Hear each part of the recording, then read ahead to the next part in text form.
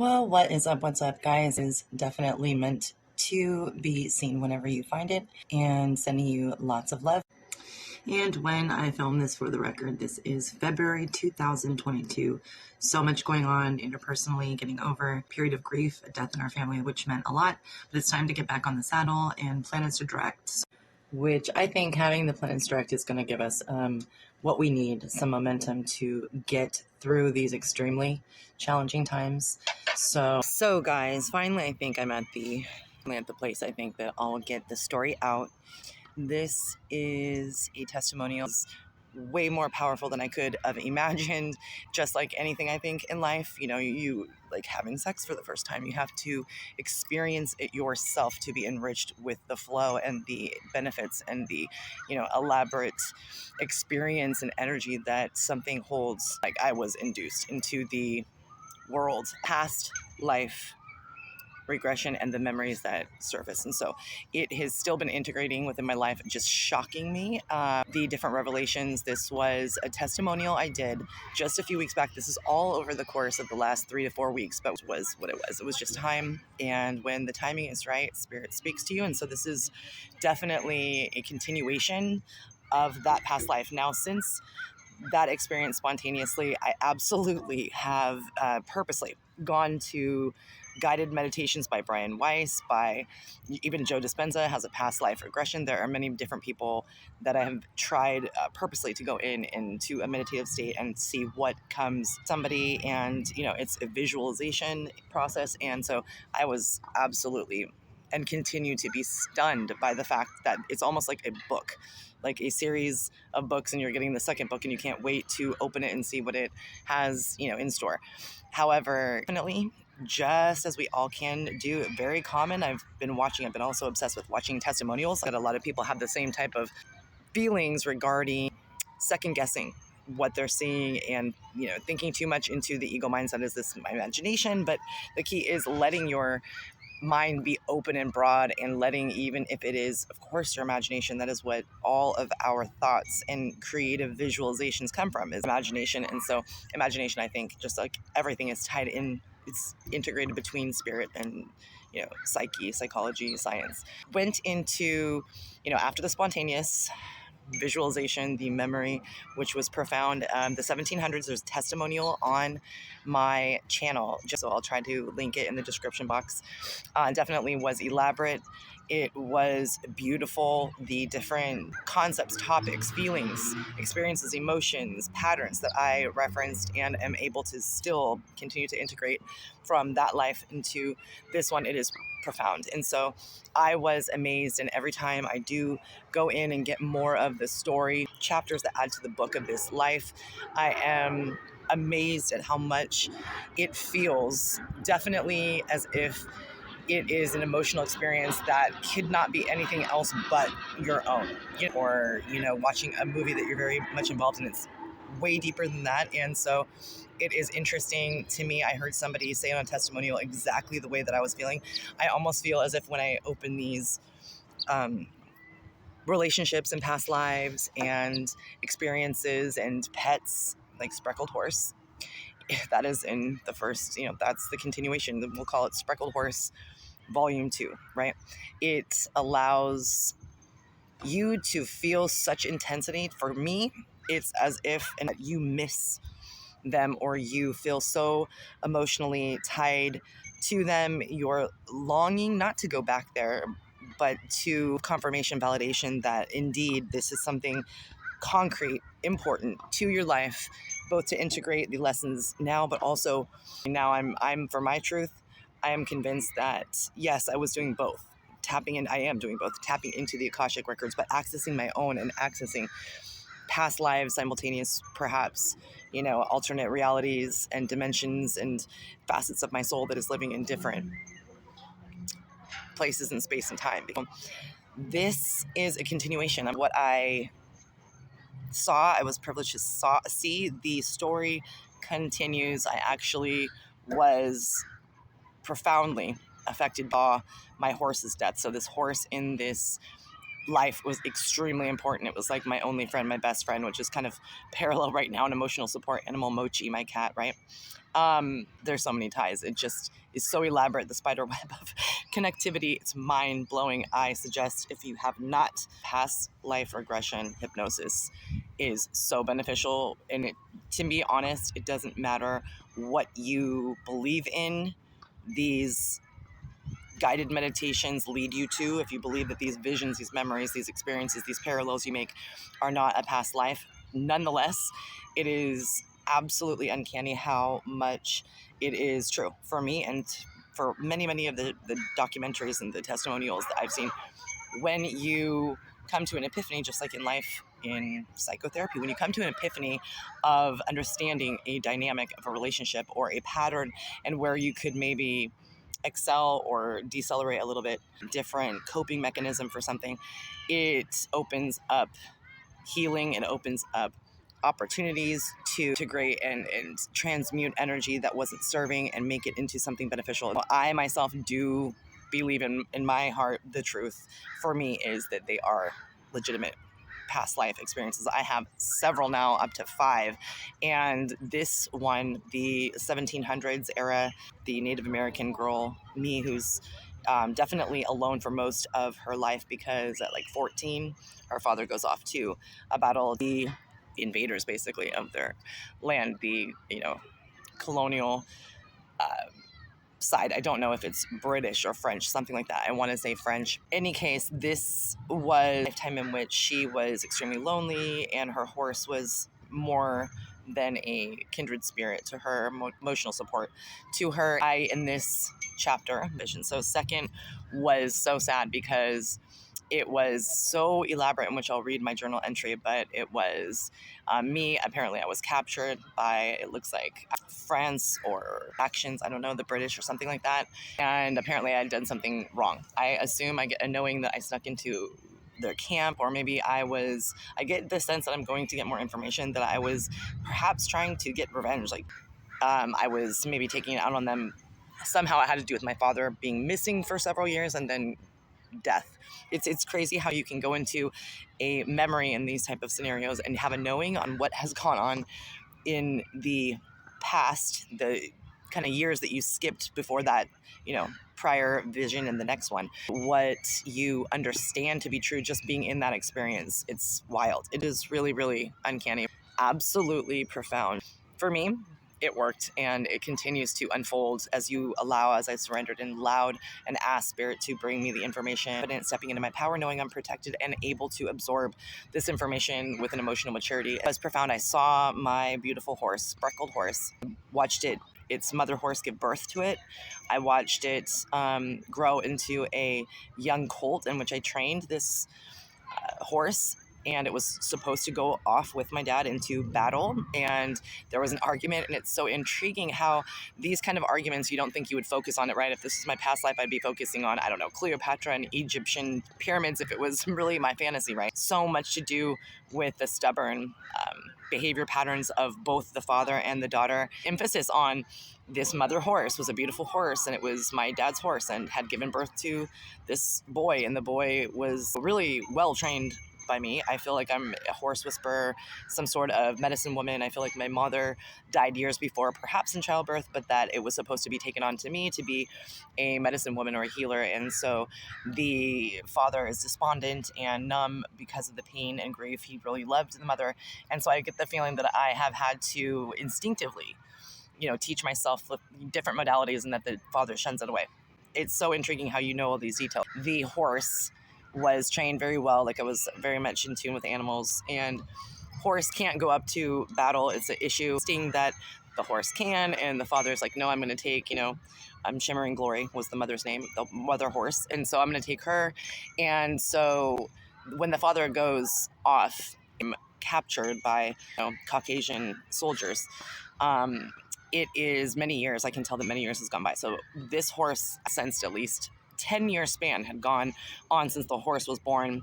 And, it was like 2 years old when the father figure was riding off to battle. And then I would say at least 7 years old this horse is. And so they had, my point is, a sacred bond, and they were just with each other, isolated. I feel like it was a lonely starvation type of very cold winters, barely surviving. The horse was like her blanket. deep. It was deep, the bond that they had. I was captured. I was wearing nothing but like one of those old-timey nightgowns, like just a shirt, like a linen shirt, and I felt like it was designed to this whole thing to make me feel humiliated. Every one of the soldiers was on a horse. There was a cavalry, and I was rope tied to my wrists, and being led by my horse. The horse I could feel in this vision was extremely pissed, extremely upset that these captors had me. Did not understand why, because he could tell I was feeling ill. I was very ill with something that I ended up blowing my mind. I ended up looking down in my arms and I saw little like chicken pox. So I thought, okay, smallpox. It's interesting because I have shingles and I've had an outbreak that have been pretty bad, substantially, because it has to do with your immune system. And we got COVID in September, even though we were fully vaccinated. And since then, I've had outbreak, of them coming and going, and they've left pretty significant scars. Shingles are no joke. There, continuation of chickenpox. I was very ill and having to walk when everybody else was on horse. I want to say, I believe I was barefoot. It was bad. I just was at my last. I was dying, although I didn't. And we were having to cross a river. And again, I was walking with hands like this with the rope tied to my horse. The horse was a little fussy and kept on looking at me because, again, very frustrating for the horse, agonizing to in this situation, and having me being dominated by those people, and couldn't just have me get on to the back of the horse. The river that we had to cross, and I can see the cavalry in front of us, and cavalry is ahead. It's not that deep of a river. I would say up to the horse's maybe knees. We began, and again, I was forced to walk, so I'm tied up to the horse and I'm walking behind, and all of a sudden I just pass out. Then I'm seeing everything up to this point from the first person. So I collapse in the water as if I'm dead. I'm feeling sick, exhausted, thirsty, tired, can't go on anymore. So I collapse. To make a long story short, I then am at that moment out of body in the vision and seeing things from above. And I see instantaneously the girl collapses into the water. Spreckled horse, the horse gets very agitated right away, very, very anxious, very upset. Another soldier tries to, I believe, come and rescue me, pick me up out of the water so I don't drown. And he does this. Spreckled horse, the horse, rears up to protect me. He is so confused and anxious. He, with his, front hooves, hits, and it's fatal. It seems like that's annoying again. Hits him like this when he's rearing up, with his hoof to his head. So that is instantaneously happening, and I kind of see this vision in a slow motion.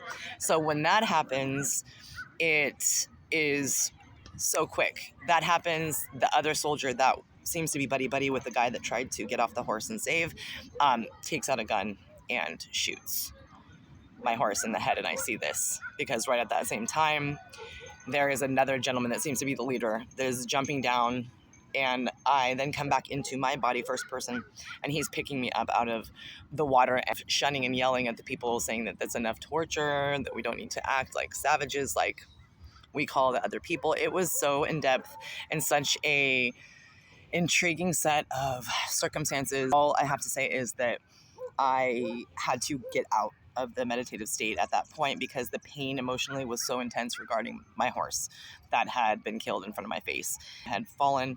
The guy was trying to, I guess, come and pick me up, and Spreckled horse, whom I had such a bond, and so the pain was intense. It was a grief that is pretty much unmatched, except for comparably to when my dad in this life passed away. And so that is, there is a lot of detail in little small chunks that goes with that vision, but that's the gist of it. And there also is a little bit more concerning the look that came from this soldier, maybe this, leader of the group of soldiers. It was so deep and in my heart space, a recognition of a love of in that lifetime, I'm in the memory, and in that lifetime, I'm thinking, right then, I've known you for 1,000 lives, right? And they were thinking that too. And I can sense that they were thinking that this by looking at me, and almost a sense of what instantaneously, what are we going to do now? Because our relationship would be taboo. I mean, that's how crazy all of these knowings and emotions were. And it just, I was picked up, and he jumps on his horse, and he's carrying me and puts a horse blanket over me and begins to much more rich detail in the feelings. I'm going to start to do kind of like vlogs on the past life remembrances, right? These memories are so intense. And there's another one that is so cool, totally cool.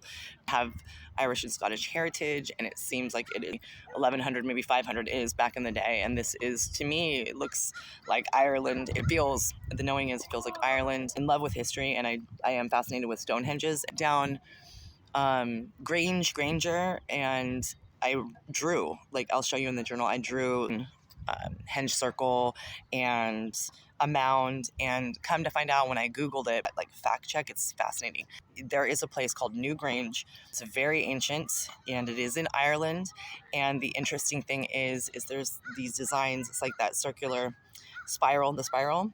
And I have been doing that on, I sell art on Etsy and other places, and on the vases and things I've been doing that exact symbol since December for Christmas gifts and everything else. Many synchronicities that go down with that lifetime, and that one is intense because it does have focus to do. It seems like a very happy lifetime, but some sort of pressure about people infiltrating our land, and there's a wedding that just melted me, and I felt like as if I was in that moment.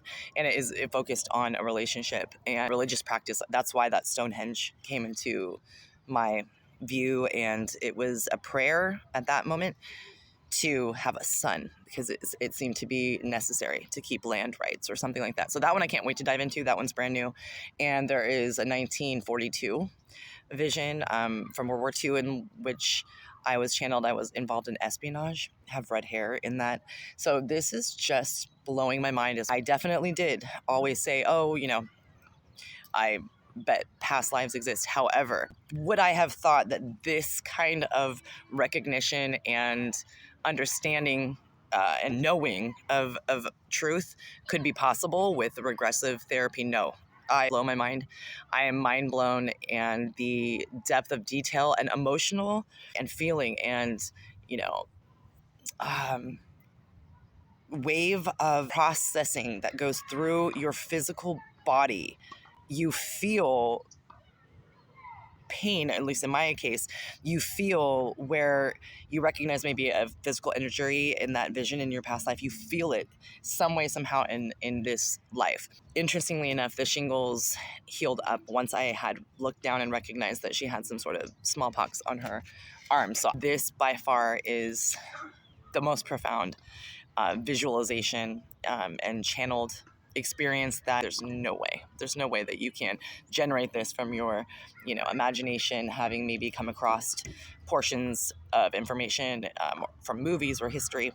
For me, I definitely very healthily skeptic regarding this to make sure it's not fodder, that I'm not reaching. And so for me, it is absolutely incredible. So that is a little bit of the second portion, the second chapter of Spreckled Horse, guys. So thank you for listening to me. This is going to get wilder and wilder as I testify with authentic experiences.